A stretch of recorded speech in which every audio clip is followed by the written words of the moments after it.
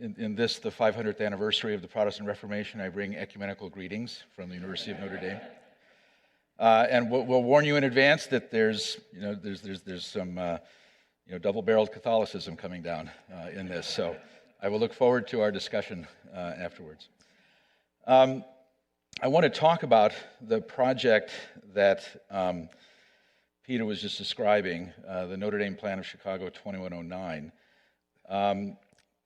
because it's a project that I thought at the time that we started doing it, and still think it's a project that Notre Dame had to do. We had to do it because, for a number of reasons. One has to do with the population boom in cities that has been taking place all over the world for the last 3 decades, including the very weird economics and demographics that characterize that boom, and what their implications are, and how we should think about them. And I felt that we had to do it because Notre Dame aspires to promote classical humanist architecture and urbanism. And I was thinking that if we are to do that, and if we're going to do that in the kind of world that's coming into focus, we need to address these issues of urban scale and their relationship to human flourishing, along with the subsidiary knowledge and the skills that addressing these issues require. Because my thought is that if we at Notre Dame and our graduates and our friends in departments that in the profession and in other schools who have similar kinds of sympathies, if we don't address these issues, it's not entirely clear who's going to do so. So it's a project that began, despite all this, I want to say it's a project that began innocently. I might even say naively, in the fall 2011 graduate studio, and then it kind of grew out of control. Next slide, maybe. Let's see. So all of my graduate students for the last 12 years have had to endure a kind of foundational Aristotelian rap that cities exist to promote human flourishing, that human flourishing entails a life of moral and intellectual excellence lived in community with others, and that when we think about cities holistically, what we are always thinking about, or what we always need to remember, is that cities always and everywhere are simultaneous, overlapping, reciprocal, and competing orders. That every city everywhere is an environmental order, every city everywhere is a demographic order, every city everywhere is an economic order, every city everywhere is a moral order, every city everywhere is a formal, physical order. And I always add, too, that prior to the modern era, cities were always understood, these orders of a city that exist always and everywhere were always understood to exist in a context of sacred order. True or false? So that's not the case today, I think, in much of the culture, in terms of how we think about cities. But those are things that we try to think about at Notre Dame. So because cities are always and everywhere simultaneously these things, when we set out to do to look first at the city of Chicago, and then we quickly sort of realized we couldn't just look at the city of Chicago, we had to look at metropolitan Chicago, as Daniel Burnham did, because part of this was, it was one of the reasons why we did this is because Chicago is possibly the only city in the world that anticipated the kind of growth, phenomenal growth in a short period of time that other cities all over the world today are experiencing, that actually had a plan, a classical humanist plan that was created in response to those conditions. And so it seemed like a good thing for us to do, to go back and look at that plan.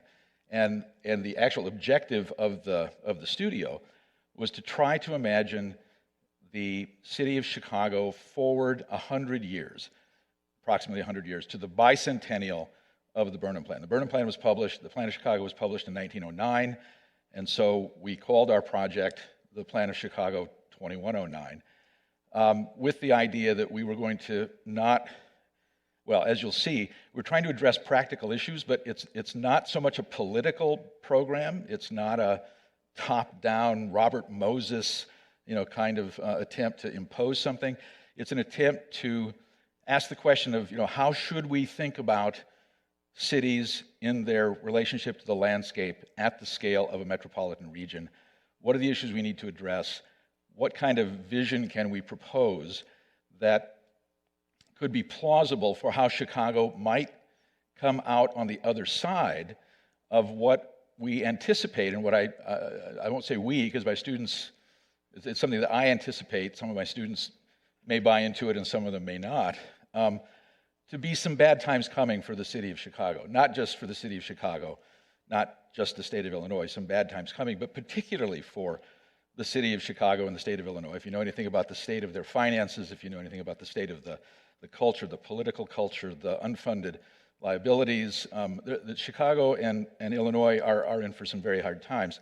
And that's kind of a premise of the project that we're imagining. I'm going to show some, what you might think of as some kind of radical stuff.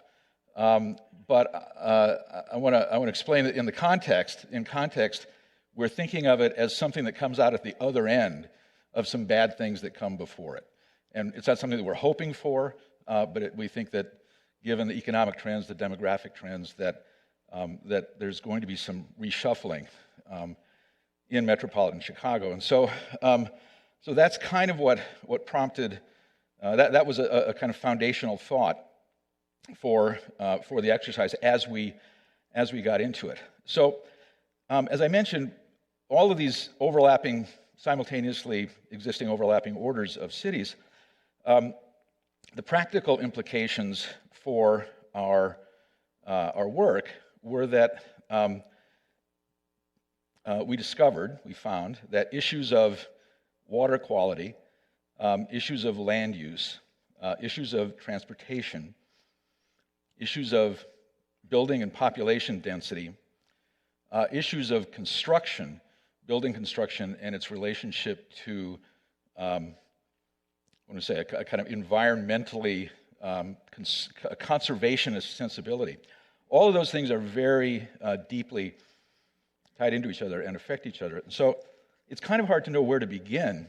But when we thought about it and thinking about how I'm going to present it tonight, since I'm not trying to address the whole story of Chicago 2109 tonight, what I'm hoping to do is to quickly describe its practical elements before moving on to the primary focus of my talk, which is how we have tried in this project also to overtly acknowledge sacred order in urban form, in the teeth of cultural trends that appear to be moving in exactly the opposite direction.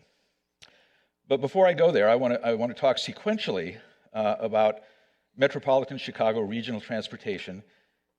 I want to start with regional transportation because it's there on the ground, and talk about the implications of that for land use, for human settlements, for population density, and for water quality. So I'll try to go through that relatively quickly before I get on to what the title of my talk may have led you to come here for. So the class was started with 2 studios. The first one was in the fall of 2011, and then followed up with another one in fall of 2012. Is it possible to adjust it? I think we cut off Michael Mabacchio on the side of the screen. Can we shift it just a little left? And then, slide. And then, as we got into it over about a year, we got a sizable grant from an organization affiliated with Boston University called the Historical Society that allowed allowed me to hire a couple of our graduates, 3 of our graduates actually, to work on the project as well, and to continue working on it after the studios had ended. And so in this previous slide and in this one, I want to say that this project would not exist if not for the people who are shown on the screen. Slide. I don't have control of the slides here. This is for my own. So, is it possible to move the projector just so the image is slightly goes to the left? No. Okay. Well, I could move the screen. Yeah. Right. Muhammad to the mountain to Muhammad. Perfect. Thank you. That's good. That's good. That'll work. Thank you very much. So I want to start with this issue of land use, and I want you to start. I'm going to show this slide again in a minute, but I want you to look at the slide on the upper left. And those of you who are some distance, I think this may be hard to see, but what it shows actually is the land use pattern that existed in Chicago, in metropolitan Chicago in 1936, and the way that Chicago grew from the historic settlement. There at the lake where the Chicago River meets the lake. And then there's actually a whole sequence. We made a whole sequence of these maps. But this in 1936 shows how the development occurred along commuter rail lines out to the north, the northwest, the west, the southwest, the south. And that was the pattern of development in Chicago from its origins, is that human settlements took form along the rail lines that extended out from Chicago. So that was Chicago in 1936. So that is why, after thinking about it, we didn't come into this project with any preconceived notions, but from studying the historical maps, we decided, it makes a certain amount of sense to think about this in terms of existing rail and existing public transportation. And next slide, please. And so that's what we did. And so we started at the regional level, right? So this is all the rail lines, the in-city CTA and bus lines, the major freeways, and the major road networks on the left for metropolitan Chicago. And what we're calling metropolitan Chicago are the 7 counties in northeastern Illinois. So it actually, I think demographers actually include a little bit of northwest Indiana and a little bit of southeast Wisconsin, but we limited it to the state of Illinois. So what you see there are land use patterns that we are anticipating in 2109 based upon their relationship to the transportation lines. That's at the scale of the region. This is at the scale of the city of Chicago. So go forward again. Actually, go back 2. So the thing that I should have said is that this center one, say this is what it was in 1936, this is what it is today. So that the land that is occupied in Chicago, that all took place after 1950, and it's all automobile sprawl that has basically filled in between those rail lines. And so what we're imagining is in 2109 is something that looks more like this. So go forward again. And that is based on the proximity of settlements that we're proposing or recommending and proposing relative to the existing public transportation in both the city and in the landscape. Next. And so among the things that we did, we've kept the whole. We assume that people will drive. We're assuming. But the land use pattern is built on. It presumes the use of the use and extension of the existing rail system. But we're imagining that people will drive. We're imagining that the interstates remain, except within the city of Chicago. So that within the city limits of Chicago, and you can see on the right here is this image of the interstate highways that in Chicago and environs. And so if you recognize, here is the Tri-State Tollway, and here's the Stevenson, and here's the Stevenson and the Eisenhower, the Dan Ryan. Well, within the city limits of Chicago, we were proposing that all of those rights-of-way be repurposed as urban land, within which will occur boulevards, rail, parks, wetlands, real estate. And obviously this is about maybe 80 miles or so.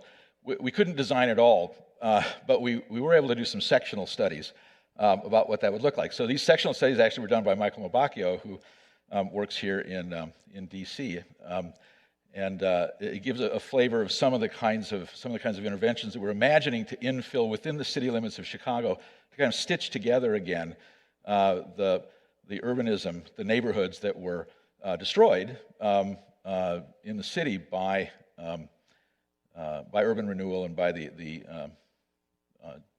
insertion of the interstate rights-of-way through the city of Chicago. Next. So let's go back to this again. So if this is 1936 and this is today, this is what we're imagining it to be in 2109. And these depict, again, just sort of, that depicts this condition.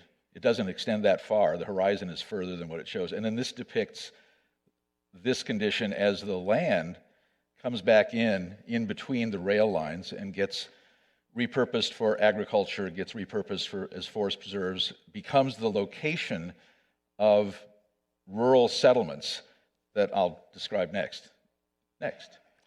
So when we show in the land use maps the undifferentiated orange that represents human settlement, what you're seeing is one of four settlement types: a hamlet, a village, a town, or a city neighborhood. And there's a gradation of the type, and they go in ascending order of density of people per square mile and land area. So that a hamlet,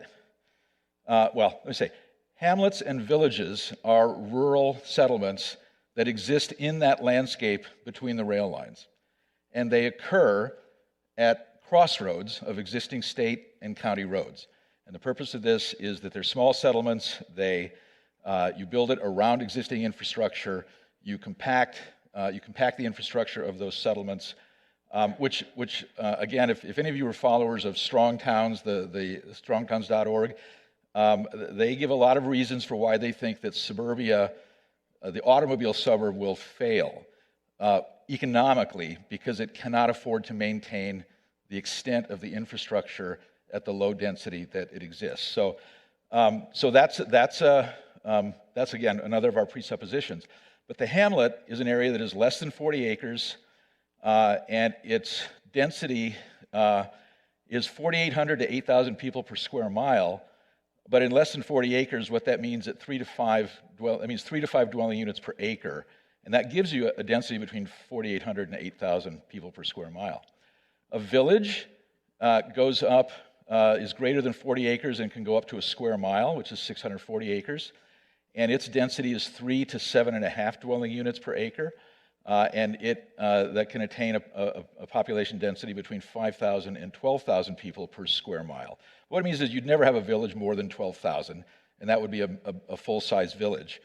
If it was half of that, it'd be 6,000. And you'd never have a hamlet in 40 acres with more than 500 or so, 500 people.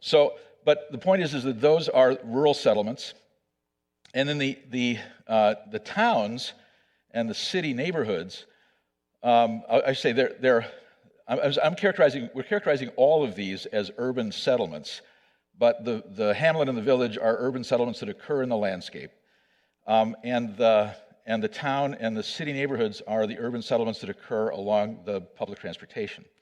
So that the town has a size of 1 to 4 square miles and a range of a density from 6 to 12.5 dwelling units per acre.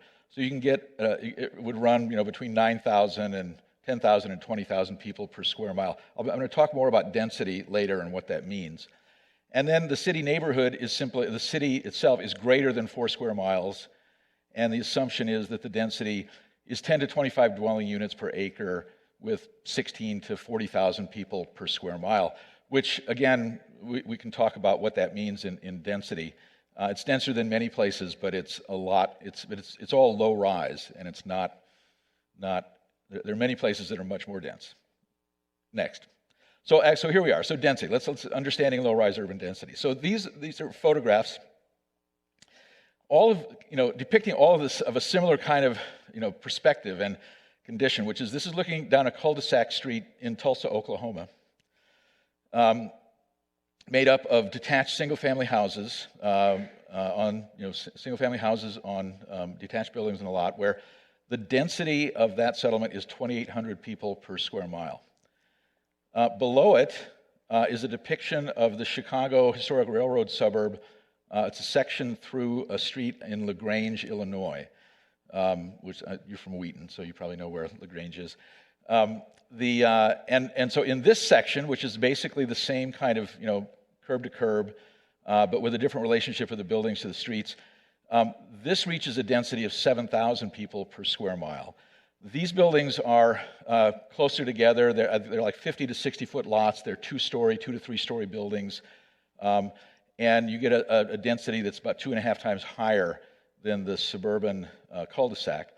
And then this street below, this is the street that I lived on for 10 years, and my students will recognize it as part of Mr. Bess's neighborhood, in which the street section is essentially the same as the street section in LaGrange, but the density, in other words, it's made up of 2 to 3-story buildings, but the density is 28,000 people per square mile.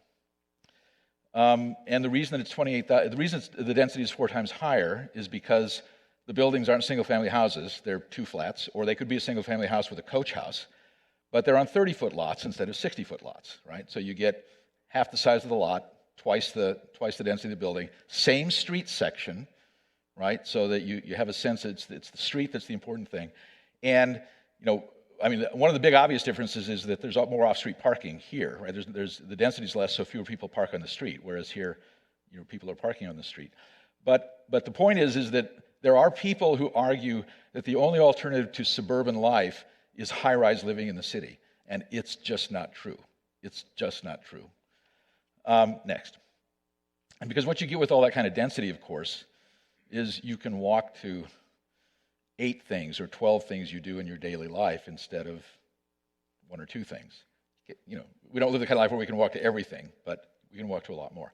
So let's just look at, again, staying with the Metro Chicago population, land coverage, population density. I'm not going fast enough for me. I apologize, I get into this. But in metropolitan Chicago now, there's about 4,000 square miles in Metro Chicago in the 7 counties. 2,165 square miles of them are occupied at a density of about 3,900 people per square mile gross, which means that it's not just the land that you're living on. That's the total amount of land in the town, not minus any public parks or anything like that. But when you look at the density, I don't have net figures for that, but it's 3,900 people per square mile gross, and the city of Chicago is 2.7 million people, and the suburbs are 5,731,000. So the total is about 8,400,000. And the density, the gross density in Chicago is 11,700 people per square mile, and the gross density in the suburbs, right? Because this number here, 3,900, is Chicago and the suburbs, but it breaks down so that density in Chicago is 11,700 per square mile, and in the suburbs it's 3,000 per square mile gross. In this depiction in 2109, the city and the suburbs, the city and the towns and the hamlets and the villages occupy 613 square miles, right? So they occupy like 70% less land at a density of, gross density for everything, of 13,800 per square mile. Chicago, we anticipate that the population of Chicago, the city would be 3.6 million, and the towns, villages, hamlets, 4.8 million. But the gross Chicago density at 15,600 people per square mile, and the gross density in the towns, villages, and hamlets at 12,700 per square mile. Next. And then in the city, itself, right? So everything in tan is occupied. There's other land, there's green land of different shades, but everything in the tan is occupied. So now it's 2.7 million and 231 square miles gross, and when you take out the public land, it's 12,000. It's 222 square miles occupied. So there's only like 9 square miles that that are unoccupied, and you get 12,200 per square mile. Whereas in this one, at 3.6 million, it's 15,600 per square mile gross, and net, it's about 21,700 in 166 square miles. So you're getting back a lot of land within the city of Chicago as well. This has implications for water. The other thing I want to bear in mind is that figure of 21,700 per square mile in Chicago net is 3/4 of the neighborhood that I lived in at two-story buildings. Next, okay, so here's the water issue. I want you to look at this here. Chicago. Yeah, I won't go into it. Chicago has lots of flooding problems. It reversed the river. It polluted Lake Michigan. They famously reversed the river. I didn't know what that meant until I worked on this project. I lived in Chicago for 20 years, and I didn't know what it meant that they reversed the river, and now I do. What this represents is wastewater treatment in Chicago. Freshwater intake, wastewater treatment, water treatment plants, and that's what it looks like. It's all pretty much treated in facilities, which is not a bad thing, but it's overtaxed, and the occupation of the land, you get a lot more water runoff, right, on the hard surfaces. Next. So this is our proposal. I won't go into it. About the city of Chicago, it's storm and city treated wastewater. We're thinking, that there's some good ideas out there, and we've picked up on some of them about reversing the flow of the Chicago River, building a dam here, which may also be necessary to prevent invasive species, the Asian carp, from coming in. But again, this is the proposal for water that comes in the city. Next. And then I want you to look over here. These are constructed wetland cells. And constructed wetland cells allow you to purify wastewater adjacent to where you live. It goes through a cell. It gets purified at the other end. You can drink it, but it has a high ammonia content, so you run it through another set of purification where the ammonia is dissipated, and it goes into the ground as fresh water.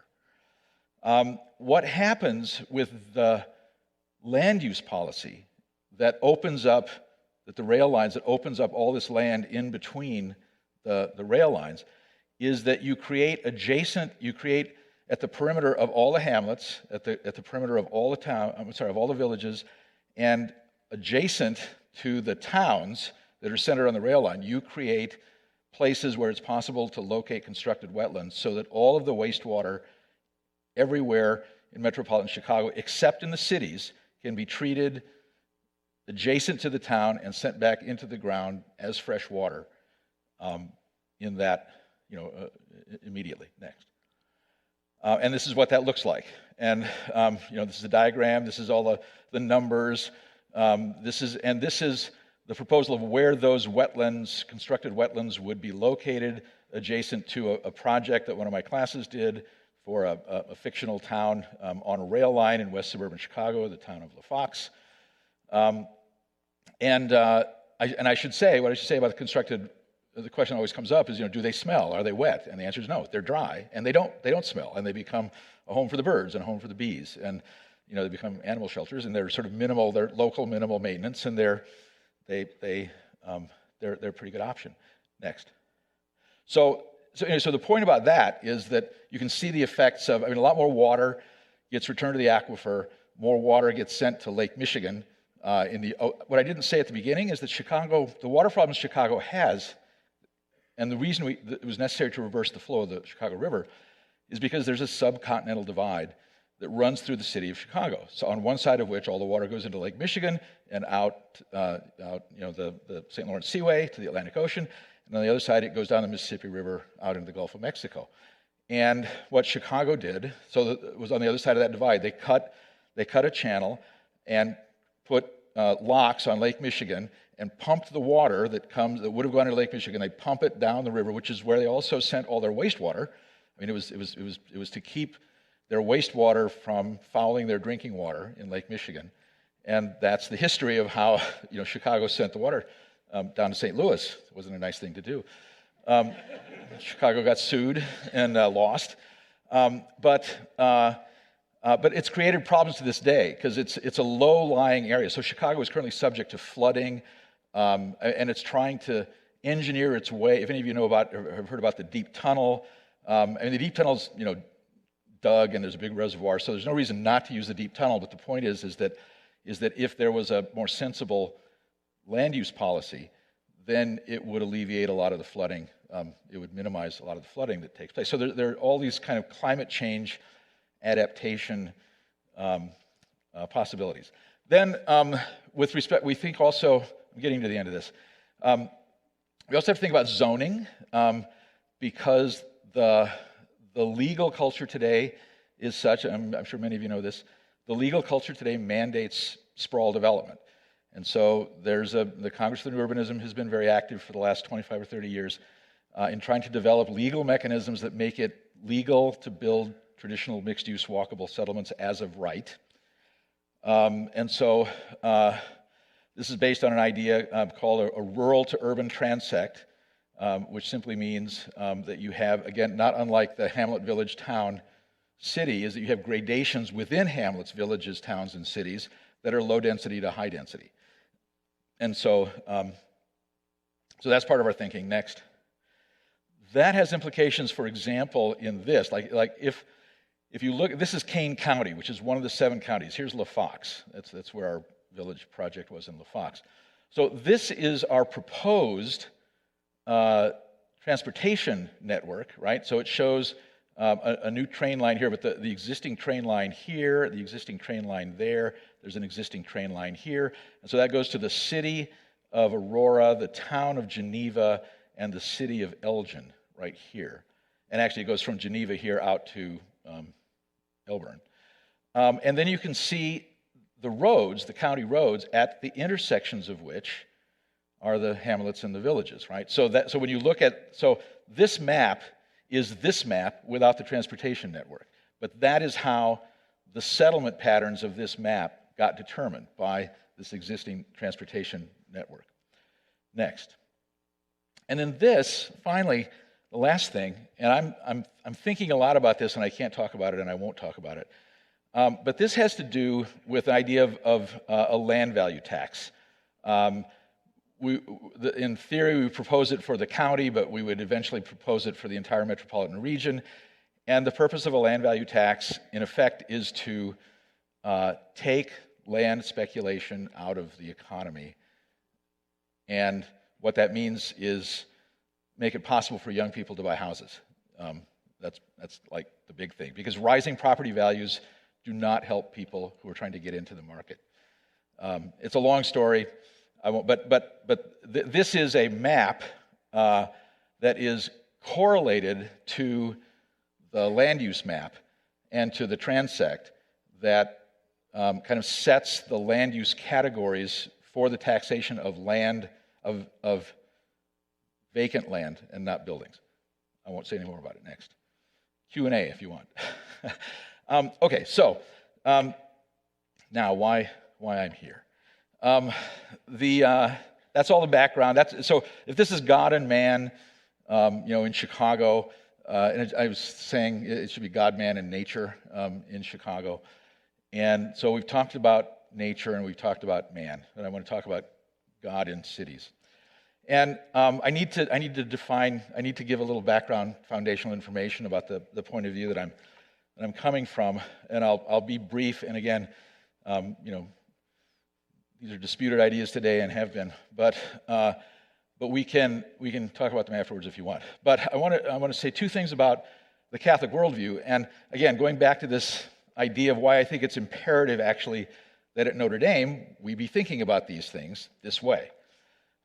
So I just want to begin with basic propositions that are assumptions that we operated with, that I operated with. Some of my students bought in, some didn't.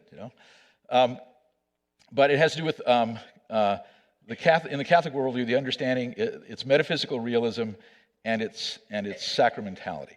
So the premises of this worldview with respect to metaphysical realism and sacramentality, and I apologize again, this seems very abstract, but the tangible thing is that the world is real, the world is intelligible and can be known truly, not completely, but partially at least can be known truly, that human beings flourish in accordance with reality truly understood, that the world is good, although it is fallen and in need of redemption, that the world is teleological, that it is oriented towards something and it's moving toward its end, who is God, and that the world is sacramentally charged, which means that the world presents arenas, occasions, and means for God's presence in the physical world. And obviously the foremost is the incarnation, but the sacramental sensibility is that God's presence in the world is a recurring thing. Next. Not in quite that way. So the next thing has to do with this Catholic worldview thing, this next set of assumptions, has to do with human nature and principles of Catholic social teaching, which also are part of the way that I've encouraged students and people to think about what cities are about and what they're for. And so this set of principles are interesting. They come out of theological premises, but they're regarded properly as a kind of natural law argument. In other words, they are addressed.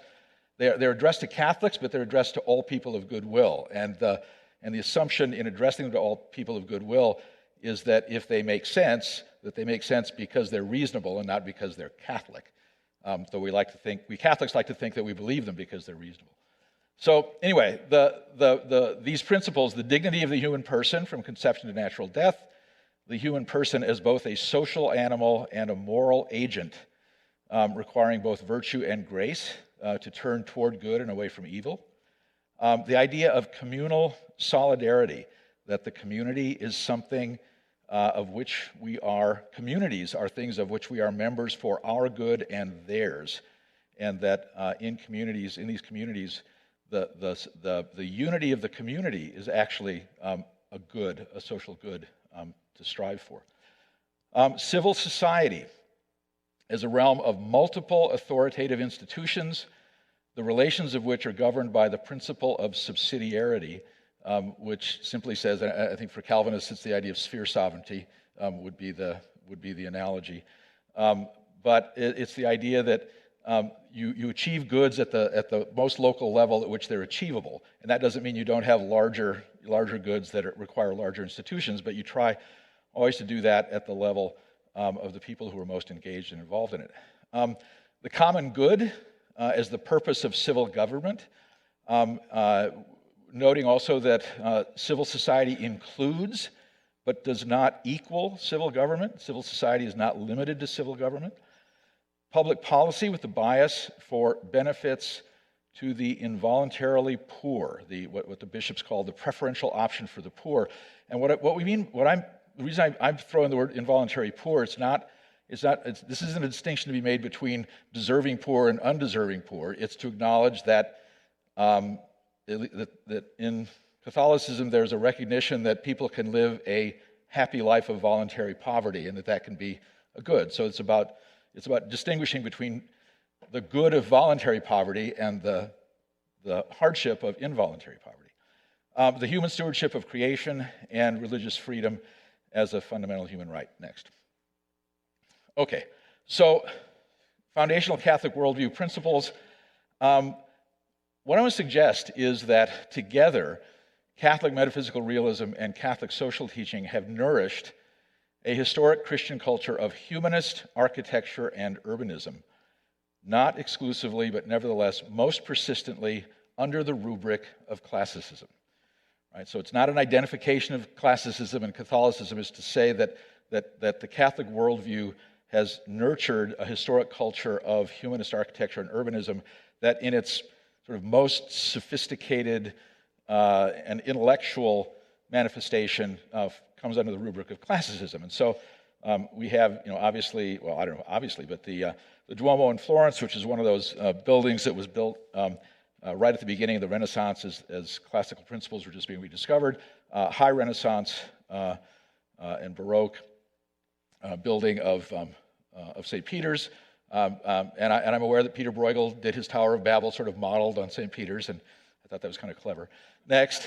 But I want to show some of these, what I call icons of classical humanist urbanism, because it's not just, my point is not that classical humanism is only about classical buildings or even primarily about classical buildings. It's really more, I would argue, about cities and about, again, it's this Aristotelian tradition of understanding cities as existing for the purpose of human flourishing.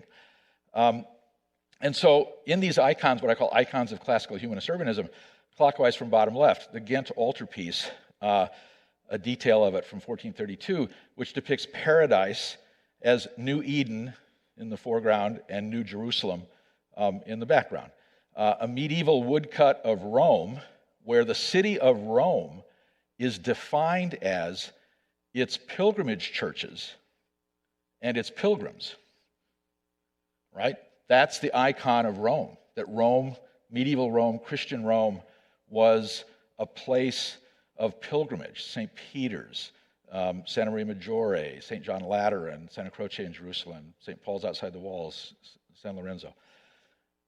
In the late 19th century, that sensibility, I want to argue for that same sensibility, at the Columbian Exposition, not Catholic, but classical humanist, Columbian Exposition in Chicago, Daniel Burnham, the head of public works. This sounds far-fetched, but actually there's a cartoon that I usually show my students. I didn't bring it, I forgot to bring it, but it's a New Yorker cartoon that shows someone arriving at the pearly gates, and St. Peter is greeting them, and he's looking up, and he's saying to St. Peter, and he's seeing this building, right? He says, "Oh, goody, it looks just like the Columbian Exposition of 1893." But that is actually how it was received. I mean, that's how it was. Not only was it was how it was perceived. It kicked off 40 to 45 years of the American City Beautiful movement. I mean, which is an era arguably of the best architecture and urbanism. Well, not exclusively classical, but in American history. But the other thing is that Daniel Burnham, when the Columbian Exposition opened. And Daniel Burnham was a Swedenborgian, which is a offshoot of Lutheran pietists. And Daniel Burnham was a business guy, right? He was raised Swedenborgian. It was very much part of his consciousness. At the opening of the Columbian Exposition, he in effect gave a sermon where he identified the buildings in the Columbian Exposition with buildings from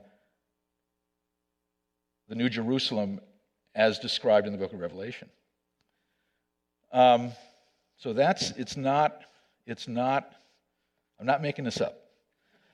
And then this final image in the lower right, which we'll see again, which was Daniel Burnham's, drawn by Jules Guerin, depiction of City Hall in his Plan of Chicago in 1909, which was 16 years after the Columbian Exposition. Next. So that was classical humanist urbanism. I want to show just some images of kind of where we've gone from that, because classical humanist urbanism isn't really on the ascent anymore. And I want to talk about, on the left, I want to make a distinction between the classical humanist tradition, the modernist tradition, and our condition today, which I'm going to characterize as postmodern or as hypermodern, but I would use those terms interchangeably, and I'll try to describe quickly the distinction.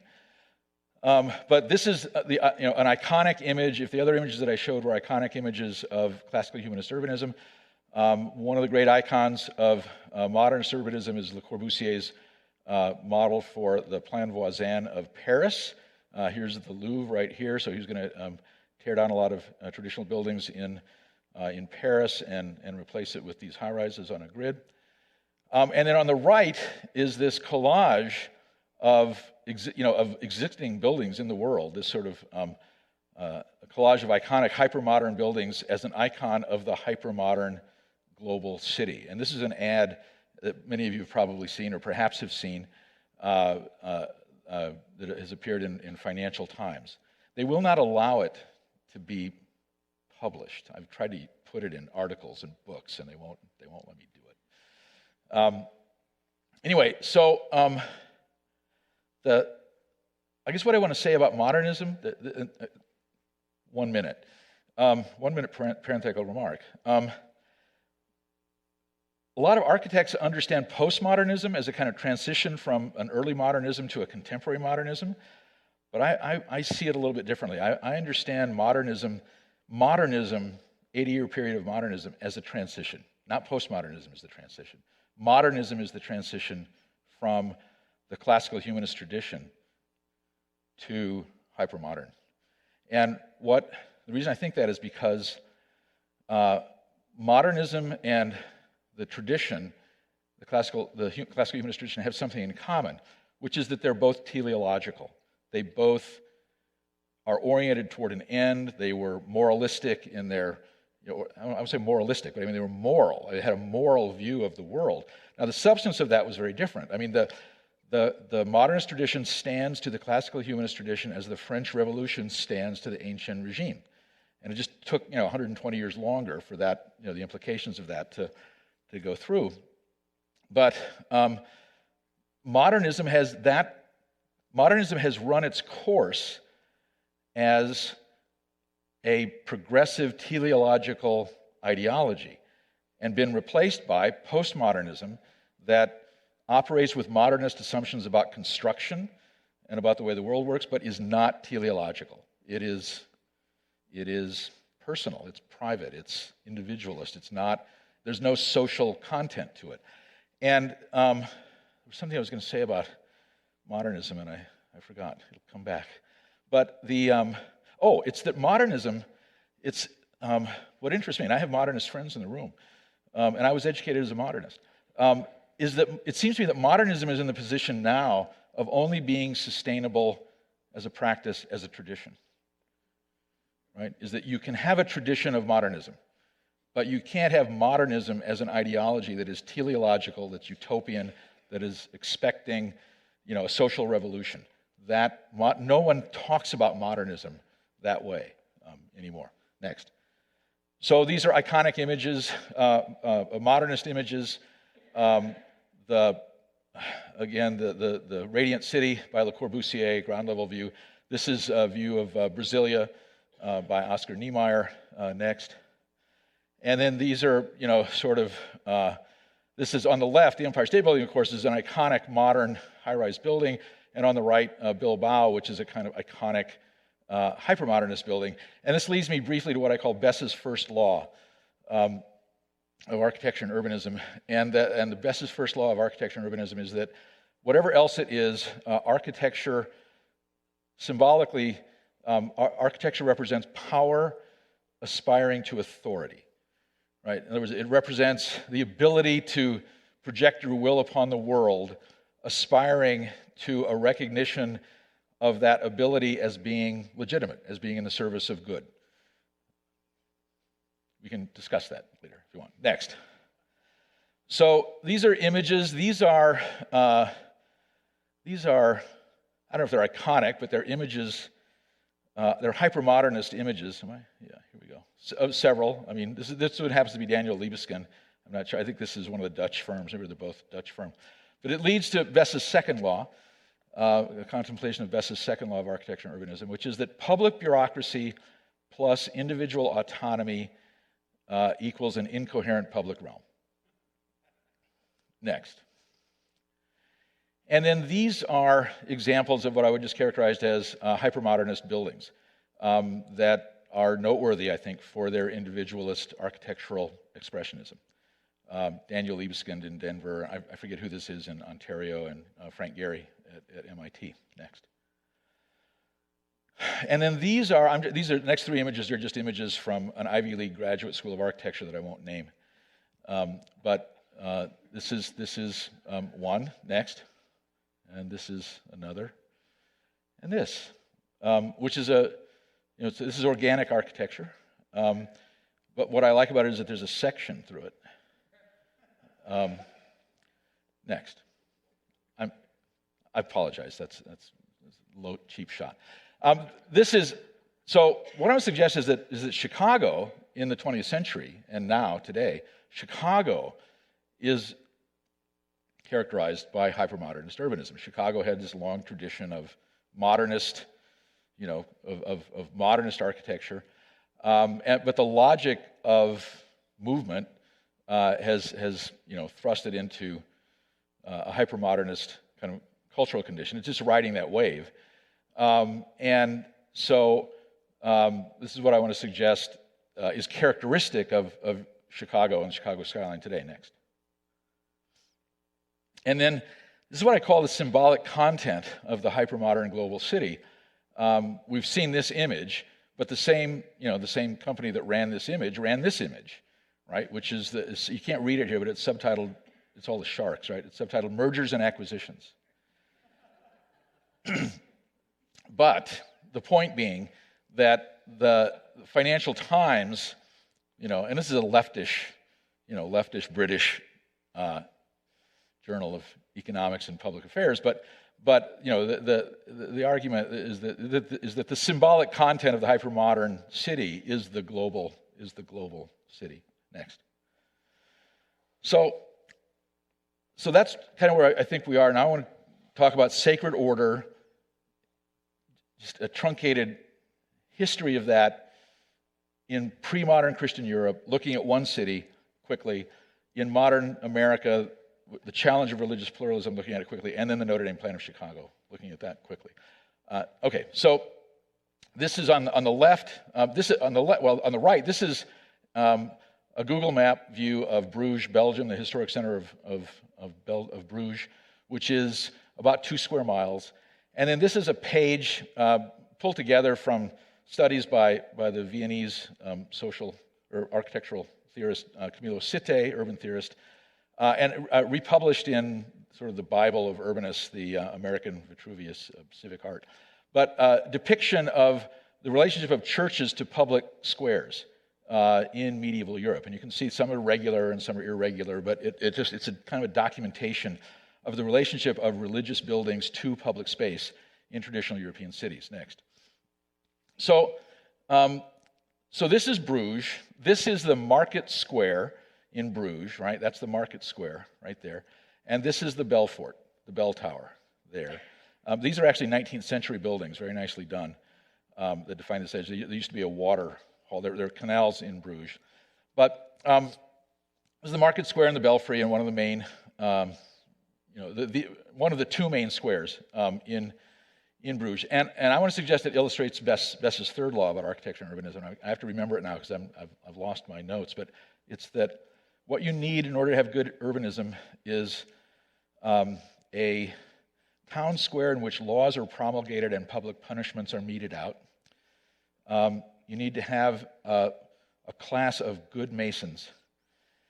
And you need a wealthy merchant class that is concerned about their eternal salvation.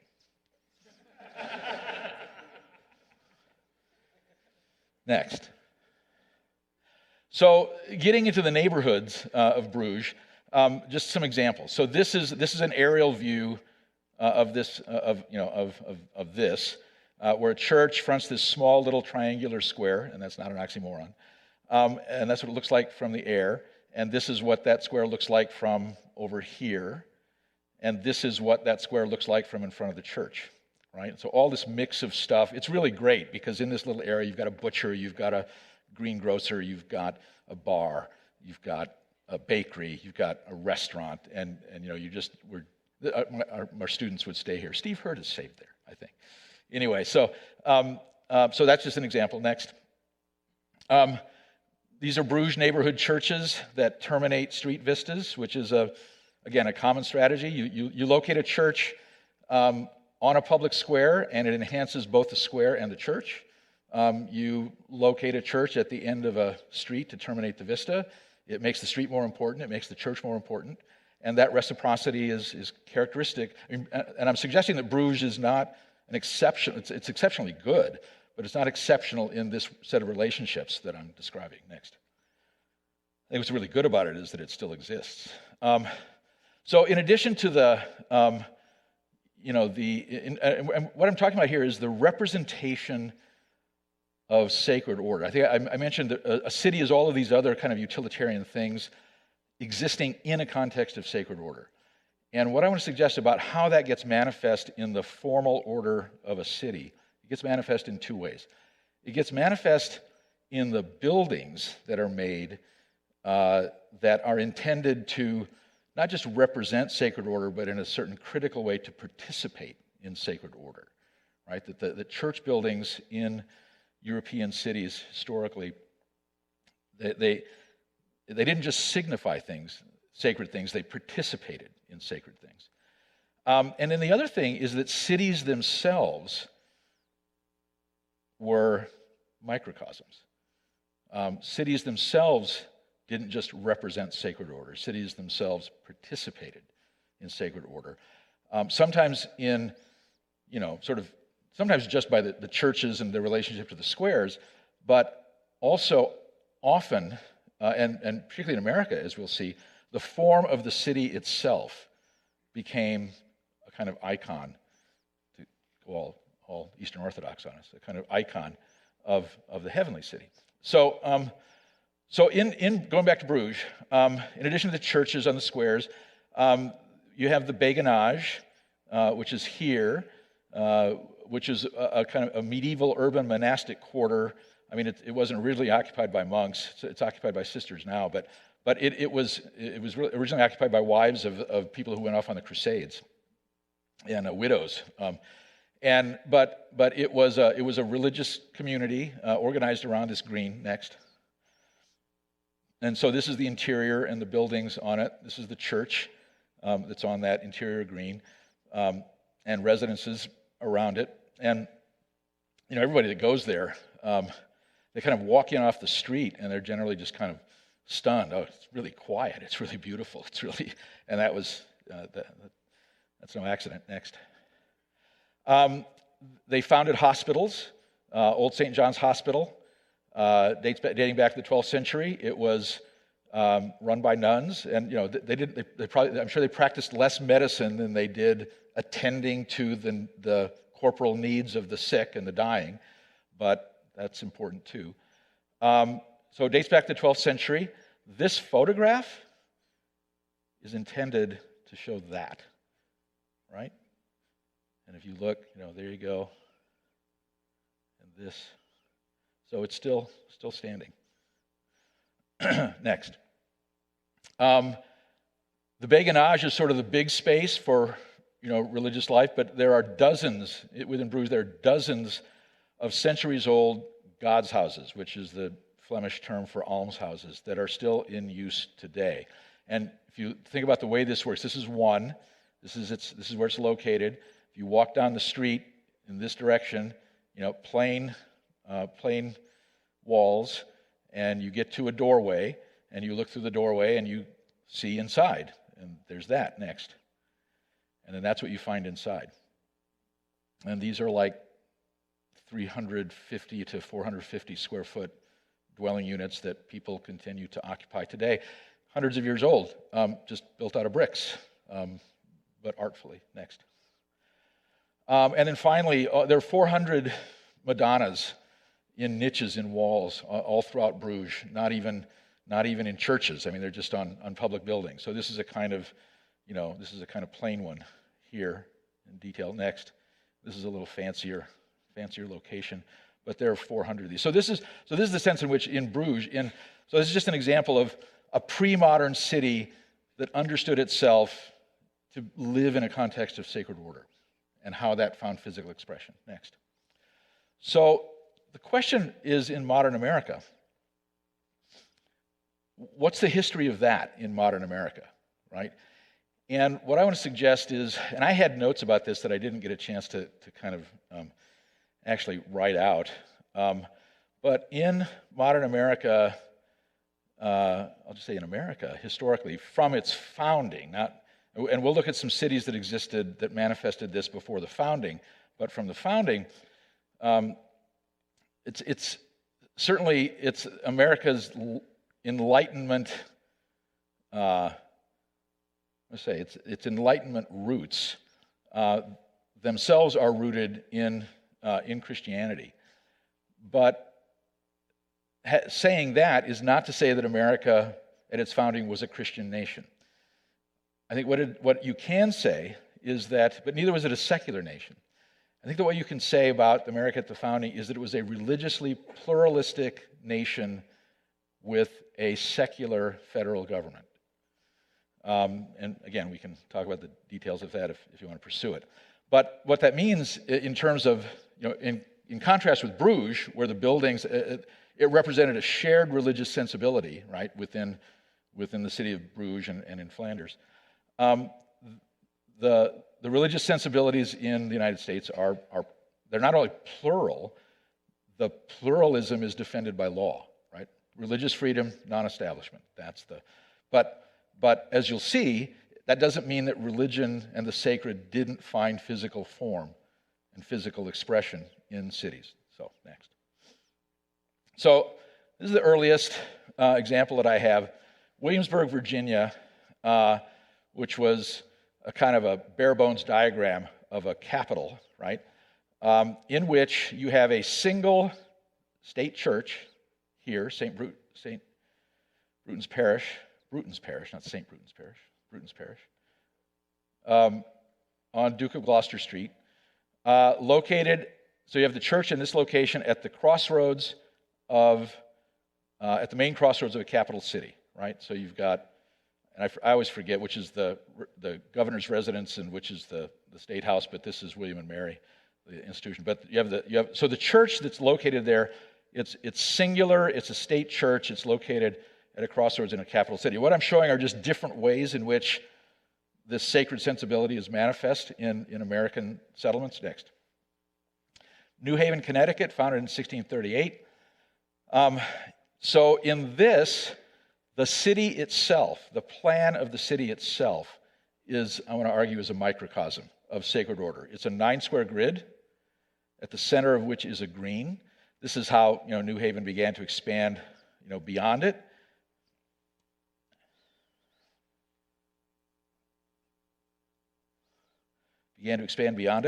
But eventually it acquired, of course, it was founded by Puritans. There were religious disputes. They wound up with 3 churches, not just one church in the green, but 3 churches in the green. One of them Episcopal, one of them Anglican, actually. But so, what's the form that the expression of sacred order takes place? It's the city itself as a microcosm, a central square with formal building disposition of churches and plural churches in the one main square. Next. New Orleans, Louisiana, 1718. Central square, single church, formal disposition of the buildings, very similar to the kinds of things that you find in Latin America under the laws of the Indies, and to some extent extended then into North America, in part by French settlements in North America started to look like that as well. Next. Savannah, Georgia, 1733. Polycentric, plural, multiple churches on multiple squares, formally and informally disposed. I actually think that Savannah is a really good physical diagram of American non-establishment free exercise. That they let everybody in except Catholics. Catholics came in later, but this was this had as much to do. It had as much to do with England and Spain as it did with Rome and Canterbury. But anyway, but no Catholics until later. They did have synagogue. They do have a synagogue. There it is, actually.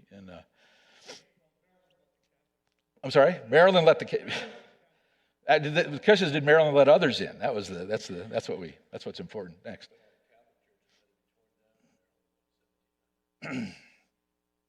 Well, it's not necessarily a happy history. So, Philadelphia, 1682.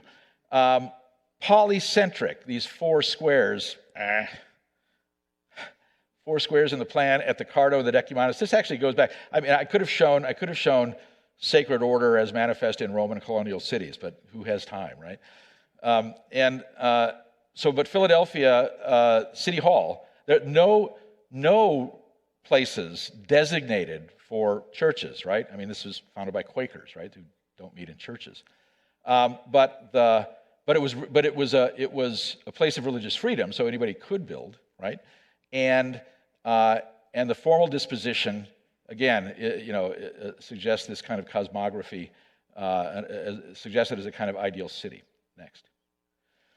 And then sort of informal establishments of sacred expression that were not designed, but that just kind of occurred and how they occurred. And I'm going to give an example in a small town and an example closer to home. So this is Port Gibson, Mississippi.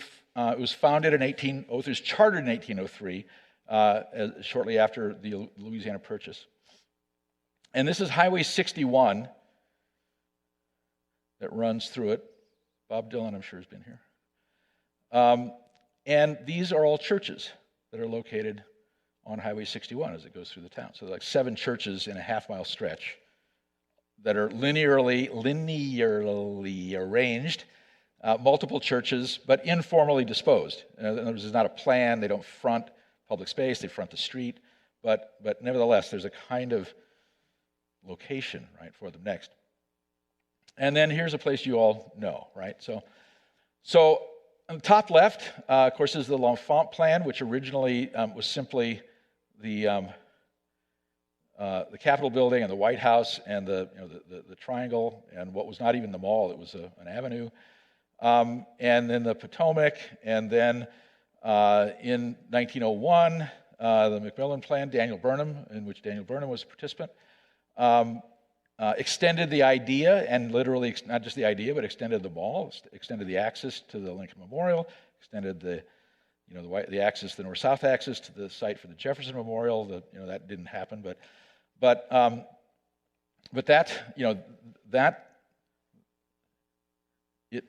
next.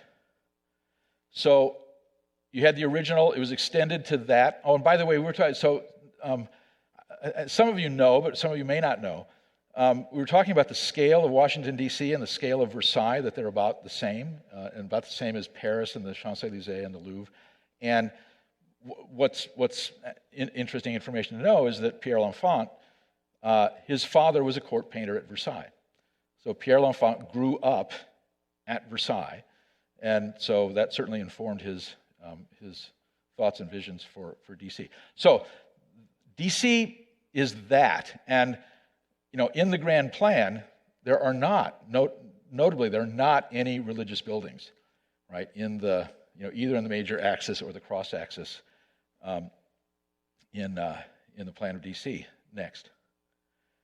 But then what you get informally is this, up 16th Street. Next.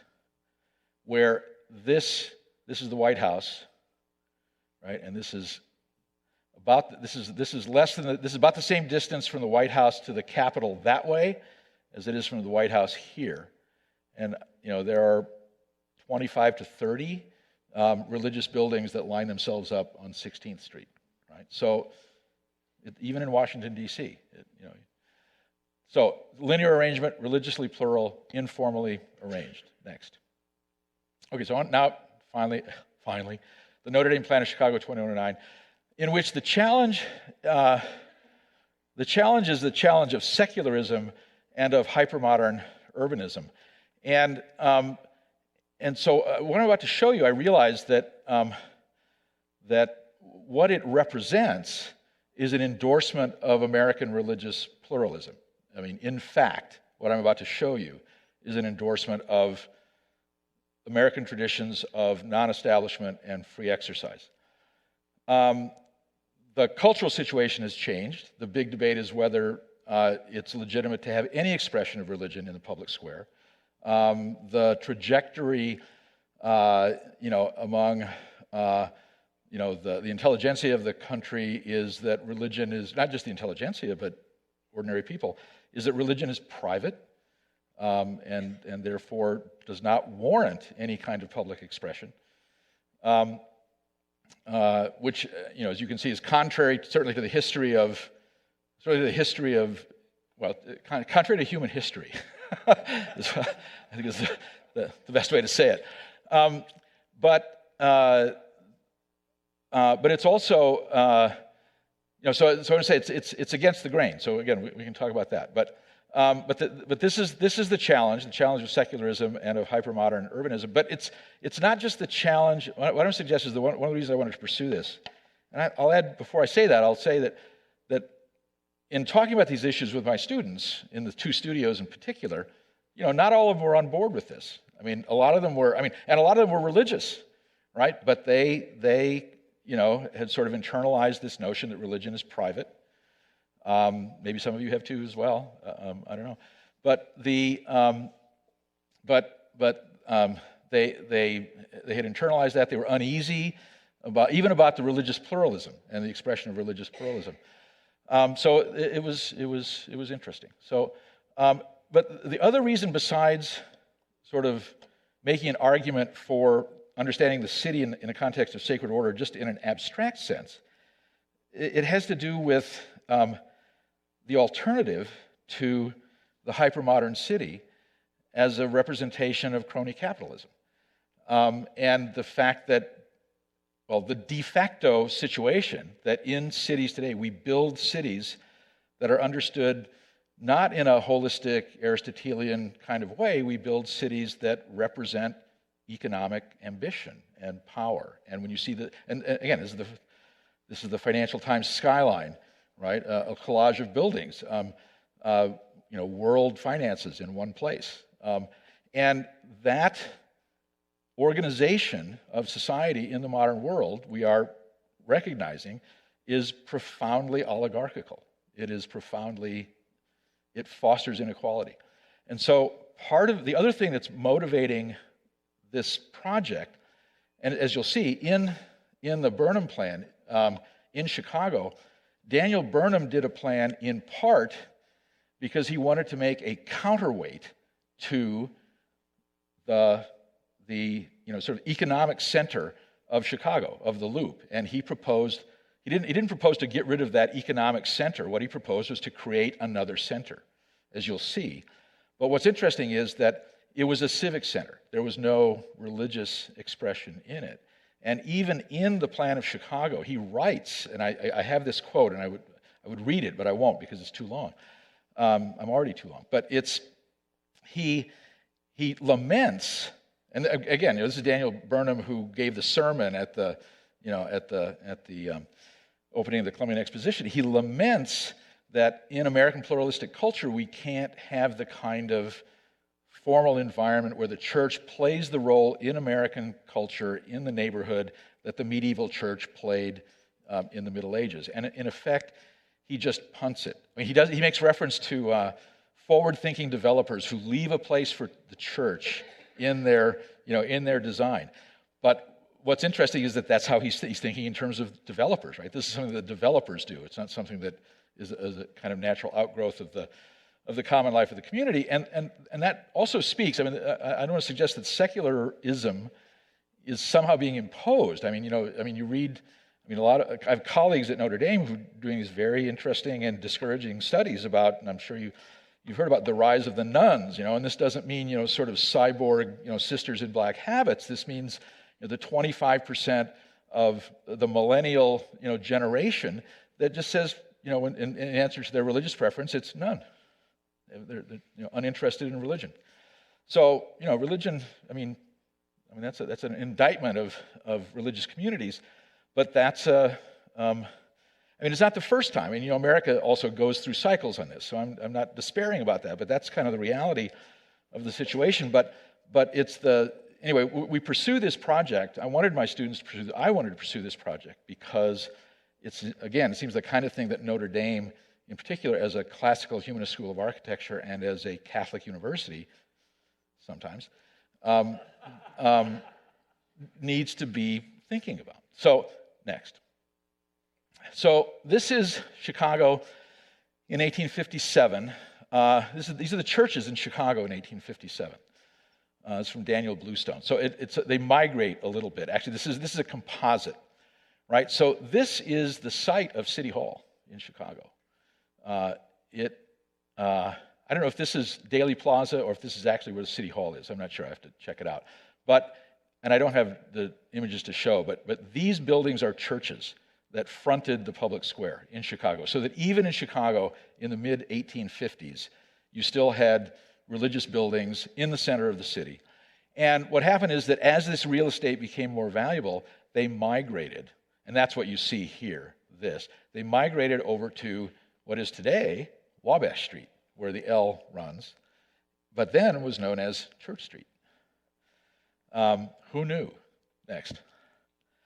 So here's that depiction, right? So here's the City Hall, on the public square, and these are the churches right there, and this is what they looked like. And eventually those churches moved down on Church Street, but that's the the relationship, again, it was linear along Church Street, but it was centralized and it was formal and it was plural. It was formal and informal and it was plural. So sort of in keeping with the whole American pattern. Next. Well, and then of course Chicago just took off, right? Chicago between 1880 and 1930 was the fastest growing city in the world. It grew by 600,000 people a decade for 50 years. So it grew by 60,000 people a year, which I figured was like 16 people a day coming into Chicago by train and not getting off, or not going back. Just maybe it was 16, maybe it was 16 an hour. But anyway, huge influx of people, huge amount of wealth and poverty. You go back. So this is State and Madison in 1900. I mean, you see pictures out of, can't think of the name of the city. Anyway, third world, Africa, South America, that are, that look like that. These are, mega cities. And that's what Chicago was in 1900. And next. And so, and this is what Chicago looked like. This is the business district in the Loop. This is the Loop in Chicago. There's the Loop right there. And this is the marker for what became Burnham's proposed site for City Hall at Halsted and Congress. Congress didn't even exist, right? This is Congress, or this is where Congress is going to go, Congress Street. But that's what Chicago was like in 1900, and it was, like I say, it was just the Wild West. It had completely overrun, civic and religious institutions. Next. So I mentioned earlier, Burnham's symbolic intent, in effect, was to kind of civilize Chicago through architecture and urban design, create opportunities, create a formal environment that gave expression to, not in opposition to commerce, but, in addition to commerce, right? So in other words, it suggested that commerce wasn't the only thing in the world, right? That there was a civic life that was a good thing to pursue, and beauty was a beautiful, a good thing to pursue, as well as money. So this was the Loop, next, and this was his proposal, right, to sort of, in effect, create another version of that to the south, and this is oriented west up, right? So it's turned, like Chicago, north-south is that way, east-west is this way. But the proposal, actually, go back one. All right, so, okay, so the symbolic intent, number one, identifying the existing commercial center, next. Symbolic intent two, the proposed civic center with expanded commercial districts south of Congress Street. This is Congress Street that was proposed, next. So Burnham's symbolic intent three, that the center of Chicago shifted from the Loop to Congress Street, and that Congress Street focused on City Hall and the big plaza in front of City Hall, where all the diagonal avenues that most of which never made it in the plan, but where all the diagonal avenues would come in to this central plaza in front of City Hall, and that this would be this new symbolic center of Chicago that terminated the east-west axis that on the east end went out to the lake next. So in his symbolic intent, the center of Chicago shifted to Congress Street, the grand axis focused on City Hall and the lakefront. So this is a view from the lake. This is an elevation from the lake looking at a museum that was in Grant Park. And these were the buildings along Michigan Avenue, uniform height, 16-story buildings. And in the background, you can see the outline of City Hall. Right? So that is the view looking west. And this is the view, this is a section view cut through Congress Street, cut through City Hall, along Congress Street, the tall buildings that show up here. This is Dearborn, I think, that run along here to Michigan Avenue and then through the museum and out to the lake, right?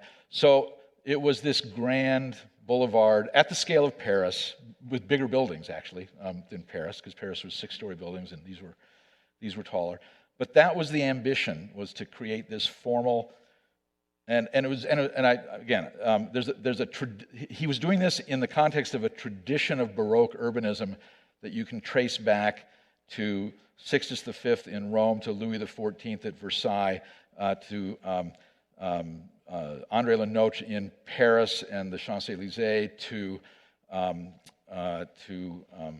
Haussmann in Paris and further developments of boulevards, to Burnham. Actually, back to Paris, well, to Chicago and D.C. I'm sorry, Burnham worked in D.C., back to Paris, and then to Chicago. So there's this long lineage of Baroque urbanism. And part of the intuition that I was trying to explore with my students is that in the modern world, in the classical humanist urban tradition, it's really the only tool that we've got is Baroque scale urbanism to create a legible urbanism that can compete with the scale of the hypermodern global skyline. So this is what Burnham was doing next. So this is the view. This is the view back, looking east from City Hall, down Congress Street, past the museum, to the lakefront. And actually, I want to suggest that in some ways, this and the view in the other direction was the spiritual center of Burnham's plan. And it was spiritual and not religious, right? It was related to nature, it was related to grand vistas, but it wasn't denominational, right? In that great American term.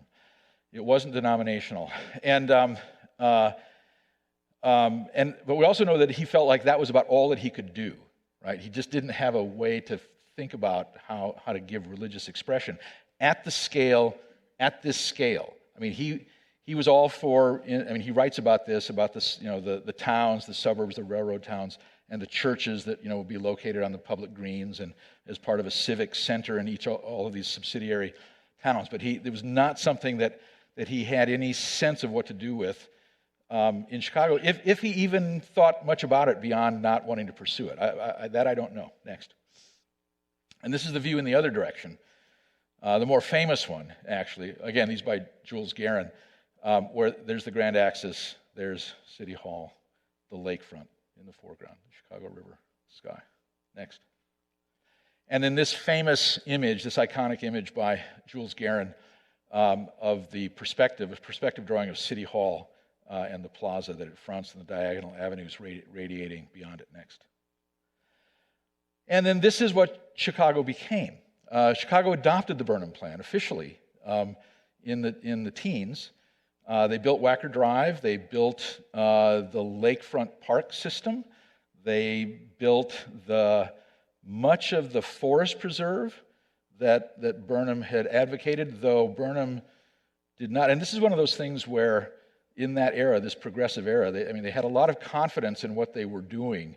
They weren't real cautious about nature. They had a sense of nature being restorative, but they didn't have kind of an understanding of what the consequences would be of all of their kinds of interventions. Somebody referred to the southeast side of Chicago, it was a former governor, referred to the southeast side of Chicago where all the steel mills are located as the most abused part of the world anywhere that has not been subject to a nuclear bomb.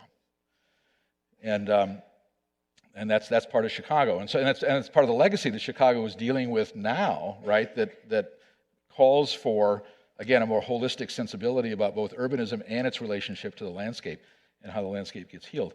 Anyway, what happened in Chicago, so it proceeded to pay some of these things, Chicago had a great culture, everywhere had a great culture of building, actually, until about 1930, 1935.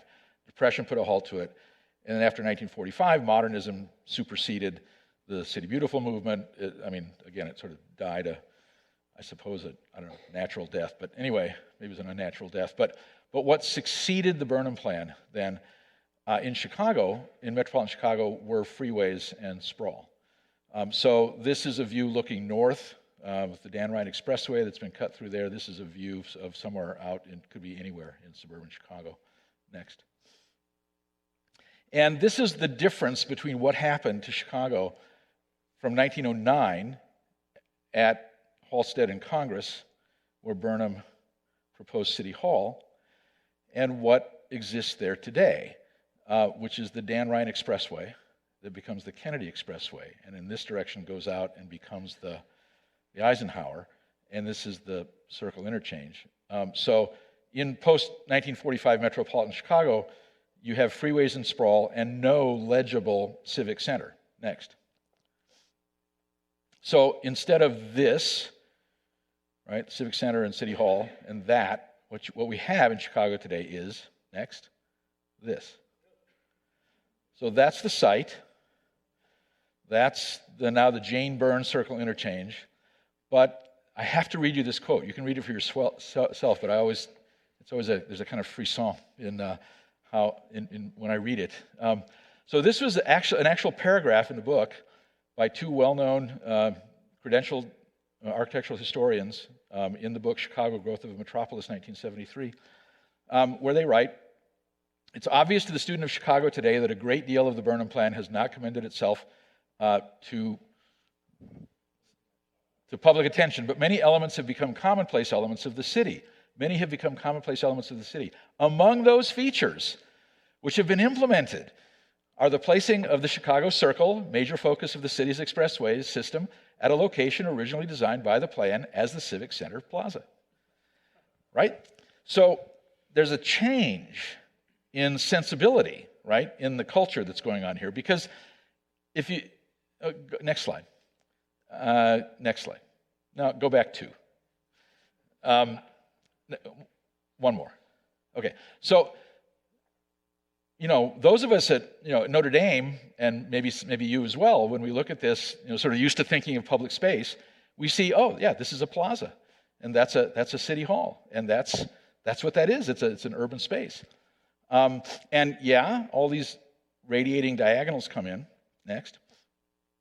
But what happened somehow between 1909 and 1966 is that architectural historians began to say, yeah, this is what Burnham's proposal was, where all the traffic comes together, that was the proposal. So it's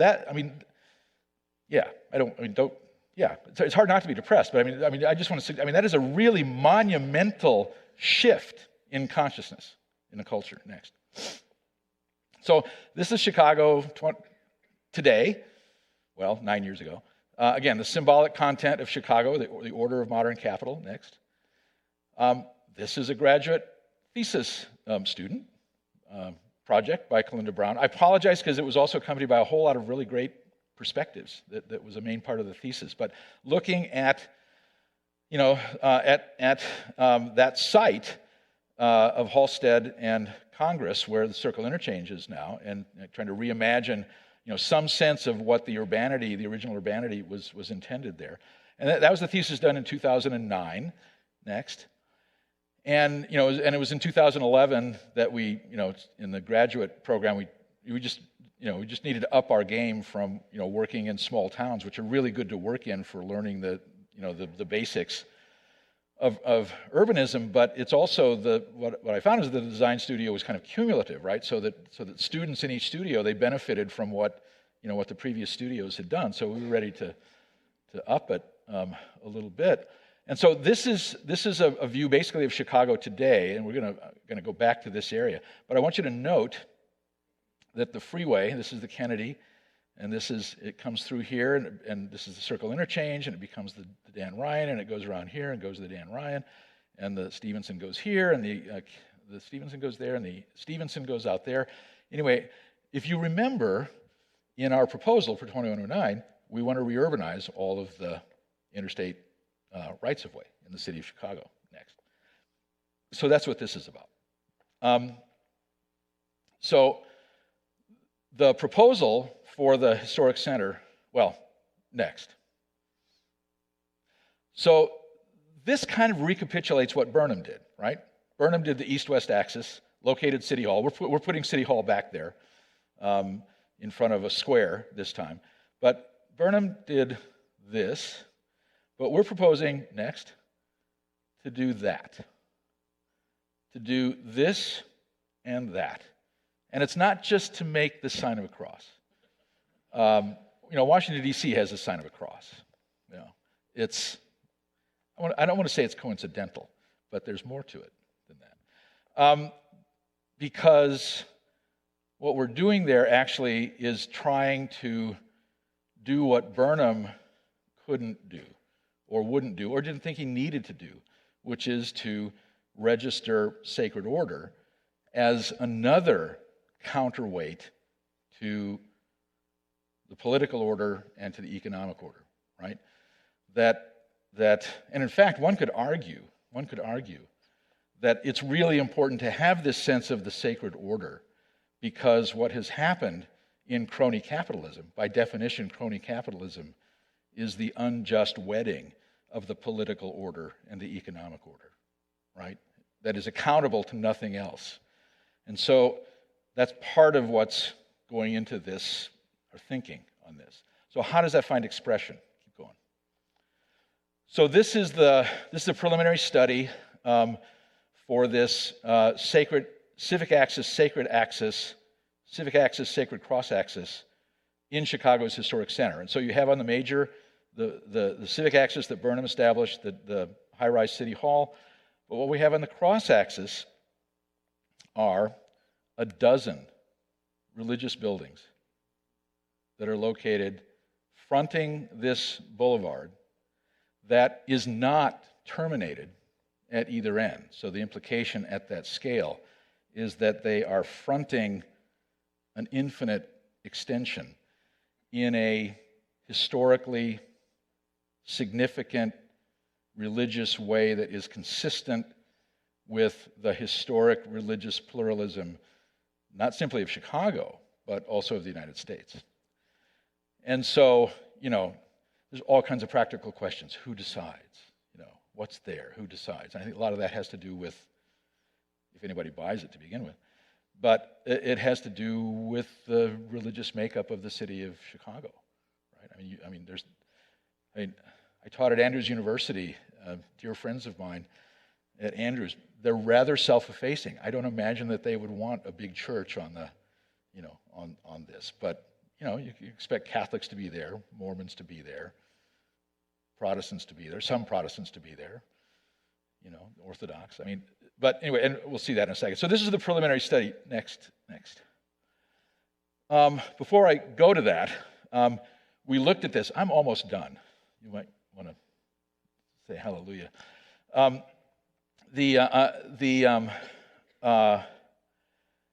These were projects that came out of the 2011 studio, the first studio that looked at it, in which I mentioned there was some ambivalence on the part of students about how prominent, how appropriate is it to make prominent space that is being conceived of as sacred space, in the public realm. And so what they did, it was a very interesting project. They located the Burnham, they located the City Hall, on that cross-axis. They filled in the freeway, they made a boulevard, but they didn't front the boulevard with the religious buildings. They did squares around it in which they located, religious buildings on the squares. And it's really, if you remember, it's kind of like a plan of Philadelphia, of the historic center of Philadelphia. So it's another model that, that I would say is better than this. Next. And so this is a depiction of one of those neighborhood squares where, here's the city hall, and here's a church that fronts one of those squares in that. Next. And then this was their sort of big view to the west, where it's hard to pick out, but the squares are here and here and here and there. And it's the same idea on reestablishing the civic axis, but what I would say as a critique of it is that they didn't want to allow the sacred expression to compete, right, with the civic. There was still a sense in which the sacred was subservient to the civic. And even though in our proposal, and I'll show the details of that in a second, the one prominent building is the high-rise city hall. That is the dominant building. I don't think that it necessarily, because of the boulevard and the plan and the multiplicity of religious buildings, I still think that there's more of an equivalence in that negotiated place, but between the sacred, the civic, and the economic that is just a part of human life. So next. So this is Burnham's plan of Chicago, City Hall. This is the Notre Dame plan of Chicago 2109 with City Hall as a high-rise with the boulevard here. And you can see the small red things which don't face across each other. They sort of go across each other diagonally, but it's that disposition of religious buildings, of sacred buildings on the boulevard there between two major public parks. And if you look at it, doesn't have the kind of grand, Burnham was really good.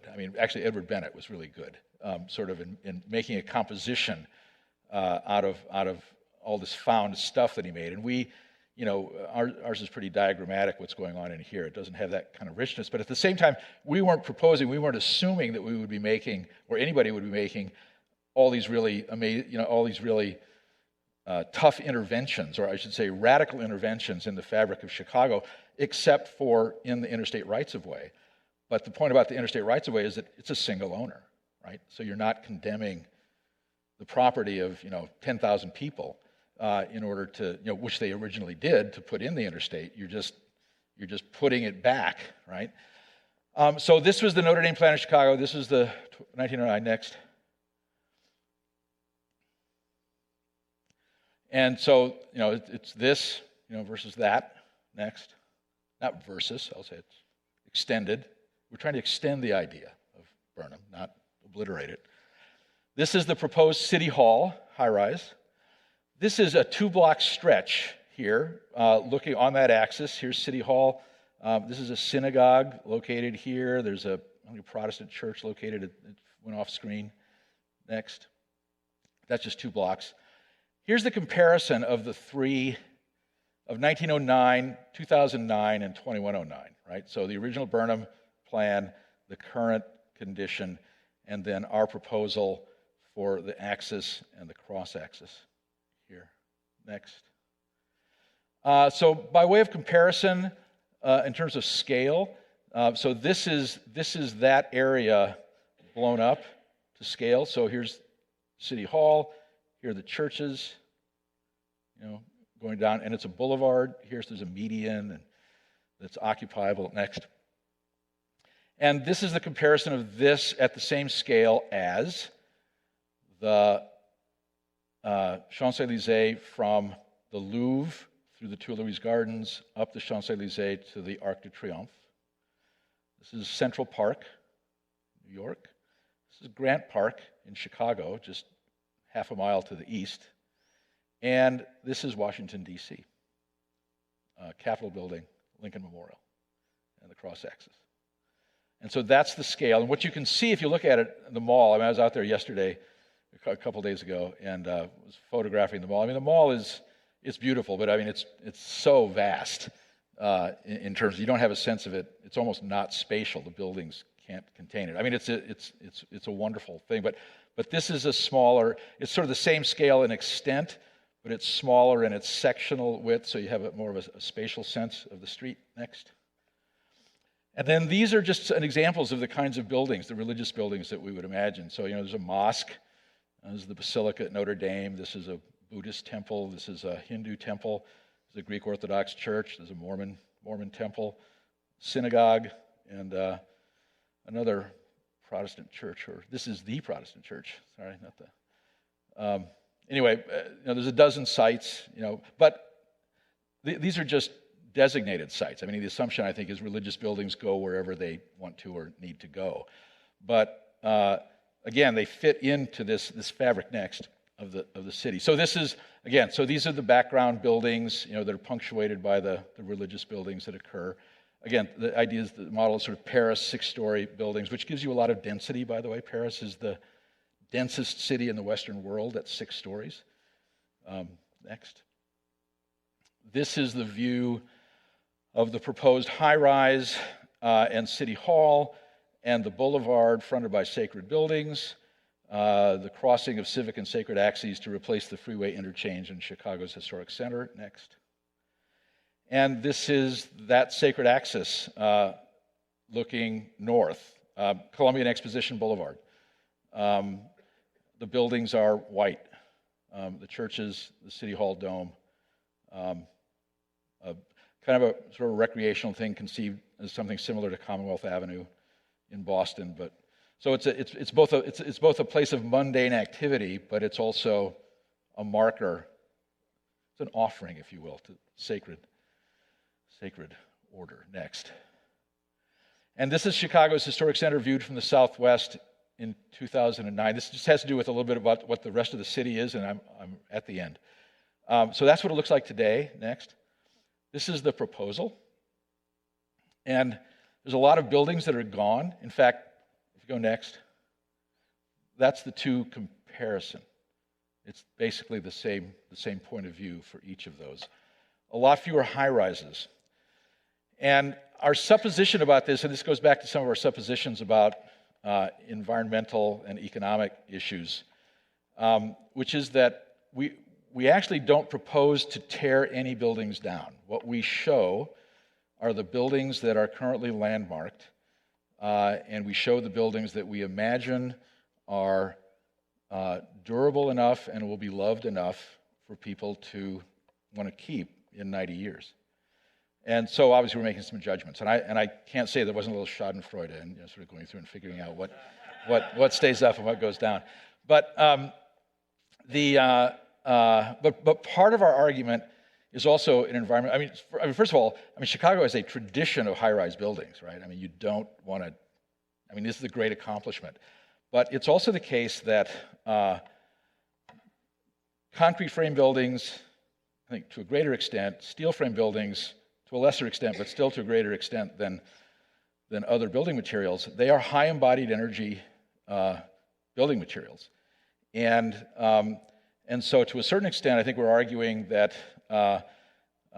environmental economics of building favor working with traditional materials of blocks of things stacked up on each other.